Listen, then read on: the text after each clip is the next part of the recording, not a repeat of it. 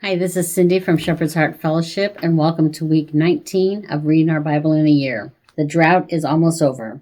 Our daily readings this week are going to be in 1 Kings, with day 7 as our catch-up day. Have you ever noticed how the atmosphere feels when there's a storm on the horizon? The wind begins to blow, but it's still warm outside. Soon the clouds cover the sun, and the wind shifts and becomes a little stronger. To someone inexperienced, these changes may not seem significant, but if you've lived for a while, you can tell a storm is about to arrive because you've seen those changes before. We see this kind of feeling in the atmosphere around the prophet Elijah in 1 Kings 18. Figuratively and literally, Elijah had prophesied that no rain would fall for 3 years to prove to the wicked king Ahab and other idol worshippers that Yahweh, a biblical name for God, often anglicized as Jehovah, was the true and living God, not Baal or any of the other false gods being worshipped.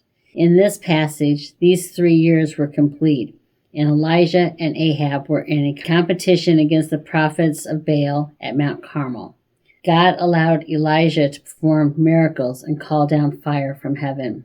We see Elijah succeed in killing all the prophets of Baal, and then Elijah says to King Ahab, "Go and get you something good to eat, because I hear the rain is coming." Rain after 3 years of drought would be the miracle that confirmed who the true God was. Elijah was certain about this. It wasn't about what he felt, it was about what he heard. We have to always guard our ears, because it's through the ears that we hear the word of the Lord for our lives. Romans 10:17 says, "So then faith comes by hearing, and hearing by the word of God." And in 1 King, what Elijah heard was an abundance of rain. Then Ahab went to get something to eat and to drink, but Elijah went to pray.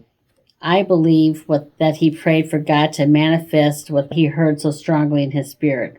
And that's a lesson for us all. Sometimes God will drop something in your spirit that doesn't seem possible, but you can sense it so strongly, you can't explain it, but you just know that something is on the horizon. Therefore, we must pray for God to manifest what he's already spoken in our spirits. You might not know when or how it's coming to pass, but I encourage you to continue in prayer, trusting that the drought is almost over and God is soon to bring forth manifestation. Points to ponder. 1. What areas of your life are seemingly in a season of drought?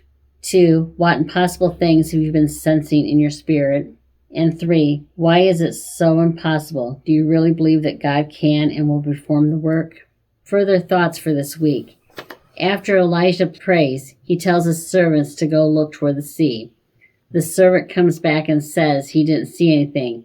Elijah kept sending him back until on the 7th time, his servant sees a little cloud about the size of a man's hand rising from the sea. Elijah is persistent in his faith. He doesn't allow 1, 2, or 6 bad reports to discourage him. He stands on what God said, and he doesn't waver. We won't always see immediate manifestation, but that doesn't mean God isn't going to do what he said. We must be persistent in our faith, knowing that if God said it, it's going to come to pass. Thank you, and I'll see you next week.